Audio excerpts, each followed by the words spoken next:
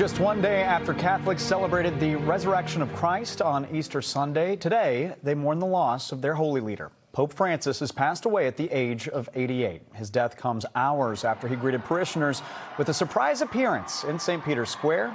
We learned this afternoon that Pope Francis died of a stroke and heart failure. Good evening, everyone. I'm Colton Bradford. And I'm Priscilla Casper. The Pope had made limited appearances since his hospital stay earlier this year that lasted more than a month. Yet his death is still sending shockwaves through the Catholic Church.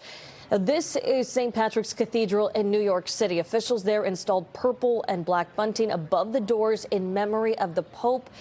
Meanwhile, tens of thousands of mourners gathered in Vatican City today to share in the sadness of losing the Holy Father.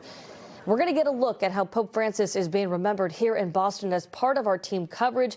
But first, we want to begin with our NBC 10's J.C. Monahan, who has a look back at the Pope's life, which includes, J.C., many historic firsts for the ancient Catholic Church. All right, Pope Francis, he was born Jorge Mario Bergoglio in Buenos Aires in 1936. He was the oldest of 5 children to Italian parents. He had a modest upbringing that did not seem destined for a life in the priesthood. But at just 17 years old, as he was on his way to meet friends, he said he heard the church calling. He described it as being thrown from a horse, that feeling, and his life took on a new direction. As a Jesuit, Francis taught theology, with some students saying he was a born leader. His time serving in the church, though, was not always easy. He faced criticism, admitting his quick manner of making decisions led to some serious problems. Eventually, he became the auxiliary bishop of Buenos Aires when he spent his time serving the poorest parts of that city. In 2001, Pope John Paul II elevated him to cardinal, and during this time, Francis was known for his humility and commitment to social justice. When Pope Benedict shocked the world in 2013 by announcing his resignation, Jorge Bergoglio was elected pope. He was the first Jesuit pope, the first pope from the Americas, and the first to choose the name Francis in honor of St. Francis of Assisi, who looked after and cared for the poor.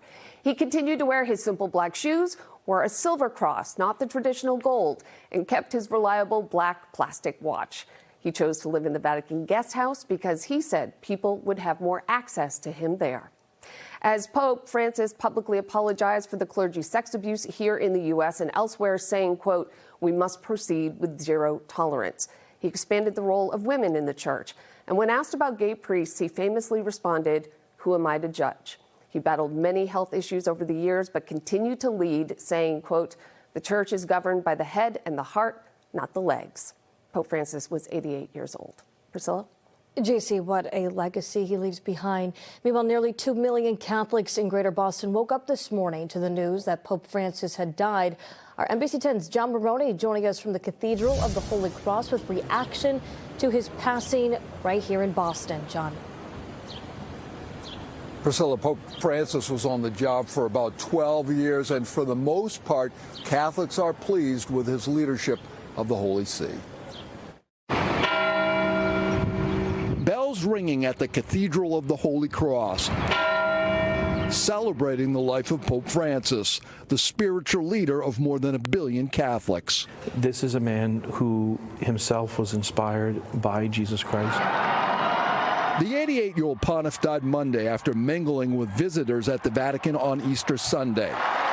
A Jesuit from Argentina, Pope Francis is seen as a reformer, focusing on the poor, migrants, the LGBTQ community, and climate change. His last word to me was adelante, which is a very important word from St. Ignatius.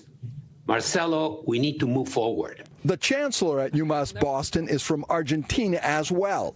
He developed a relationship with his fellow countrymen during a series of summits he helped to organize at the Vatican about AI and climate resilience. He had a wicked sense of humor. And, you know, we're Argentines.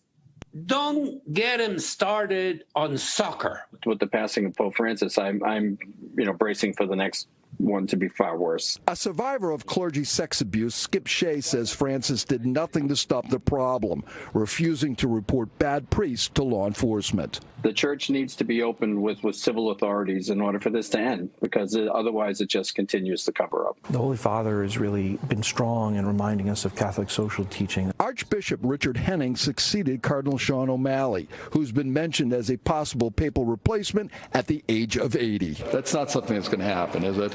I'm not entirely sure. I don't think so at this point, but you never know. Now, the Archbishop says he won't be going to the Vatican for the Pope's funeral. He says that Cardinal Sean will be going, although not as a voting member of the College of Cardinals. Live in Boston, John Maroney, NBC 10 Boston. Poignant as the bells ring behind you. John, thank you. Now, today is just the sort of a weeks-long process as Pope Francis's body will eventually be moved to St. Peter's Basilica for a 3-day public mourning period, followed by a funeral at the Vatican. Then about 2 to 3 weeks from now, the so-called conclave meets to select the next pope. This is actually video here from the 2013 conclave held inside the Sistine Chapel at the Vatican. Now, they're set to hold a series of votes to elect a successor. Black smoke will billow from the chimney of the Sistine Chapel if a vote ends with no successor. Now, when that smoke turns white, that means a new pope has been chosen.